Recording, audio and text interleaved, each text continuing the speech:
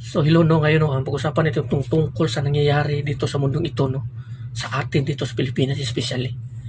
No, alam mo naman kung pagmamasdan mo ang Pilipinas ngayon, kung gaano kasama ang mga kabataan, ang mga tao walang takot sa Diyos, ang mga tao walang respeto, hindi na sinusunod ang kalooban ng Panginoon.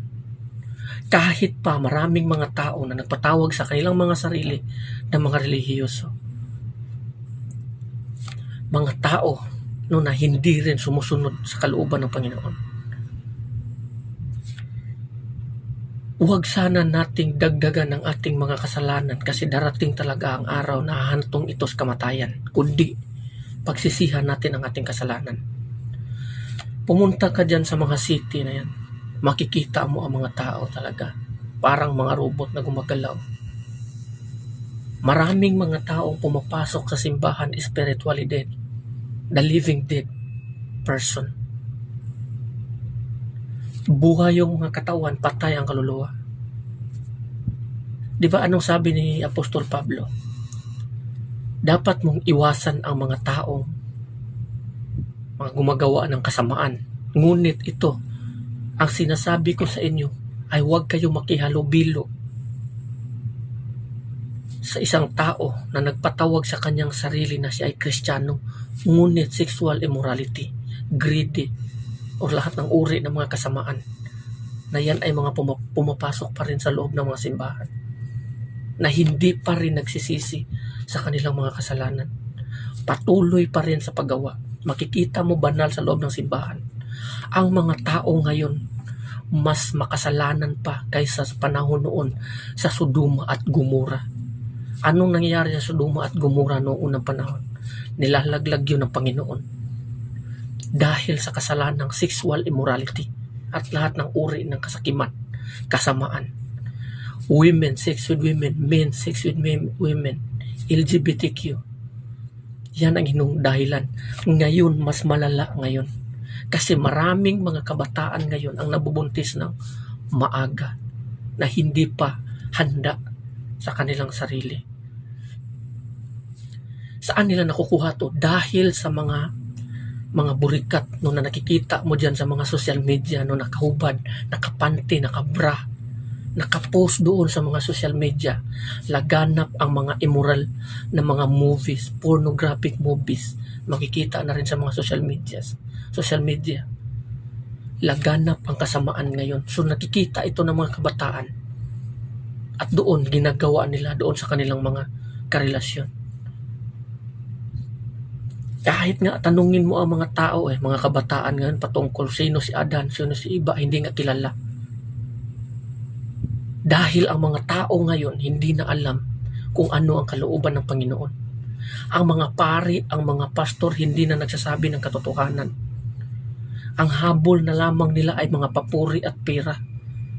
Ganun na lang ang mga habol ng mga church leader ngayon na sana sabihin nila ang lahat talaga ng katotohanan kasi ang Pilipinas ngayon mas makasalanan pa kaysa sa Sodoma at Gomora.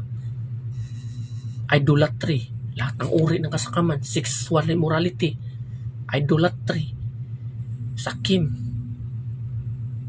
patayan, hindi lang sa atin yan, kundi sa buong mundo. Alam mo kung sa panahon ito kung wala pa si Kristo, ipinadala ng Panginoon, wala na, sinunog na itong bansa na ito.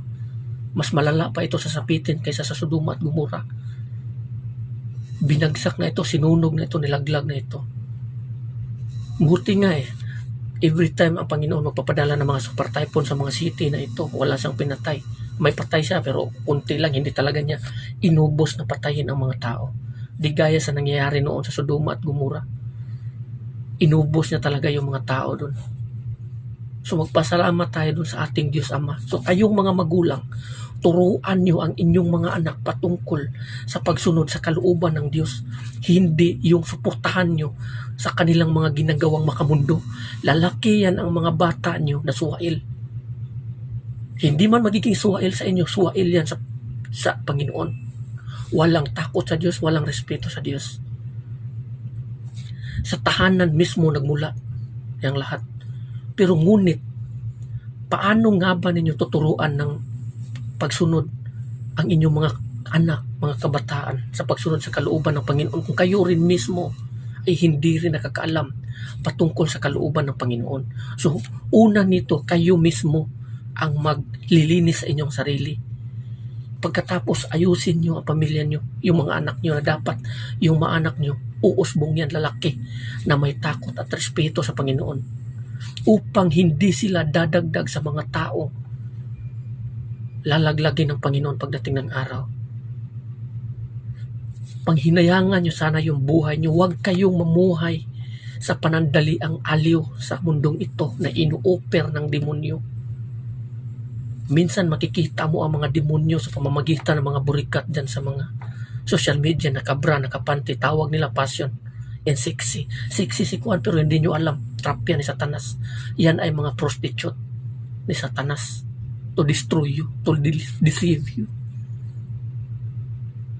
Lipay-lipay, kahalayan, drinking alcohol, lahat ng uri ng kasamaan.